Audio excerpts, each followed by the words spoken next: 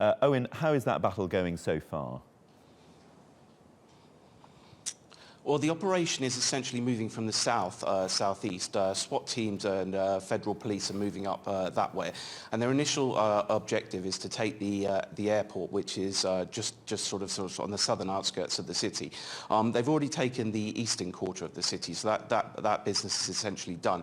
But as going forward, it's going to be extremely tough because the city itself, the western quarter, particularly, is very, very densely populated, and the streets are extremely narrow, so they can't use the heavy material like the MRAPs and various vehicles like that. So as going forward, I imagine it to get extremely bloody.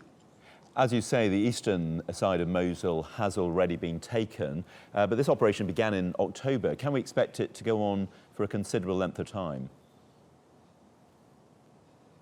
Yeah, I think it's going to kick into another gear. As I said, the battle itself, going into the western quarter and crossing the Tigris, particularly in the Olden quarter, will become extremely difficult.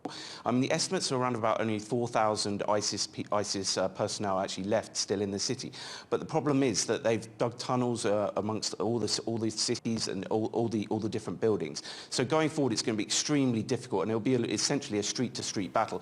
So I've heard estimates of up to potentially even 6 months to actually actually knock them fully out of Mosul.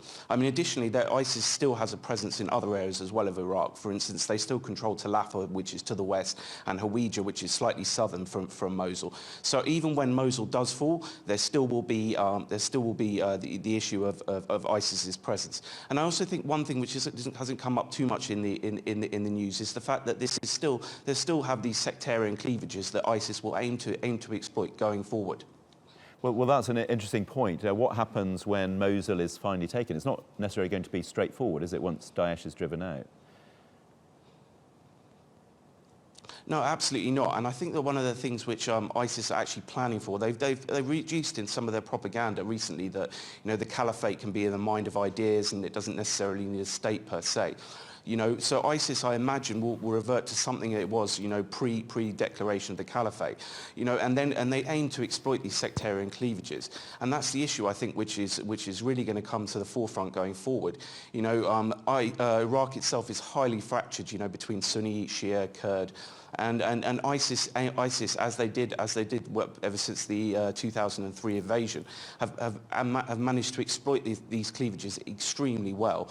And then also, additionally, I mean, you also have their base of operations in Syria, which is another area completely. So I think going forward, ISIS will still have some form of presence, and also as I say, exploit the different tensions within Iraq. Owen, thank you very much indeed. Owen Holdaway in Erbil in northern Iraq.